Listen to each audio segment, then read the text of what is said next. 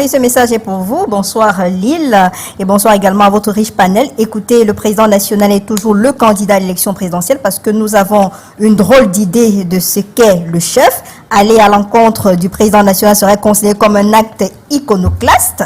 Bref, on ne challenge pas le chef dans les sociétés mythologiques et ritualistes comme les nôtres. Ça, c'est un message de Vincent Guijoy. Vous partagez cela?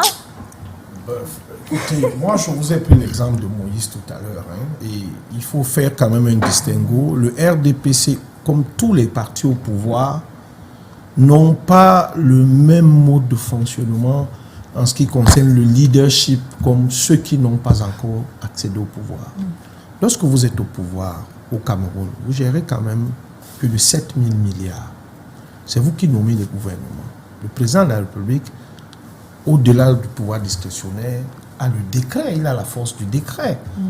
Donc, vous ne pouvez pas être un ministre nommé par le président de la République, peu importe, je ne sais pas de quel esprit vous êtes animé, vous êtes conscient que vous bénéficiez du décret de quelqu'un, que le peuple lui a donné. Je crois qu'il y a un secrétaire général qui s'était essayé à vouloir être candidat à la présidence ou à la candidature, et on sait ce qui s'est passé après. Nous, dans le RDPC, je peux vous rassurer que nous avons foi à notre candidat. Si c'est le président Biya qui est encore candidat à l'élection présidentielle. Nous avons ce que nous appelons, et c'est une culture, la discipline du parti. Et je peux rassurer ici, en regardant la caméra, que le RDP survivra, même après Biya. Je prends un parti de plus petite taille, comme l'UDC. Quand le professeur Adamou Damdieu est décédé, ça a tangué de gauche à droite, mais ils ont trouvé est là des stratagèmes. Le RDPC, l'UDC a des élus. Madame Tomaïnou gère. La présidente de la parole de la plateforme. Celui qui était pressenti, bon, s'est senti à l'étroit. Et c'est la question que, c'est pas moi qui pose des questions. C'est vous qui posez des questions, mais je voudrais bien savoir, celui qui a challengé l'honorable, je sois aussi, en 2018, est-ce qu'il est encore dans le SDF? Oui.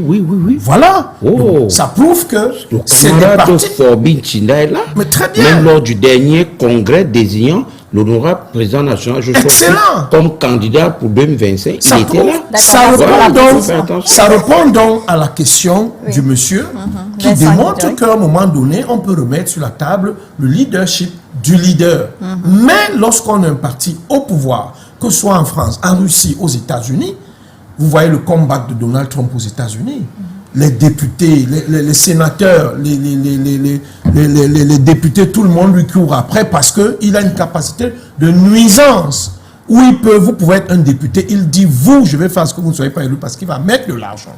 Là-bas aussi, il y a des moyens conventionnels et non conventionnels que le parti utilise pour faire émerger une ou deux personnes. D'accord. Quel impact finalement ce système a-t-il sur la motivation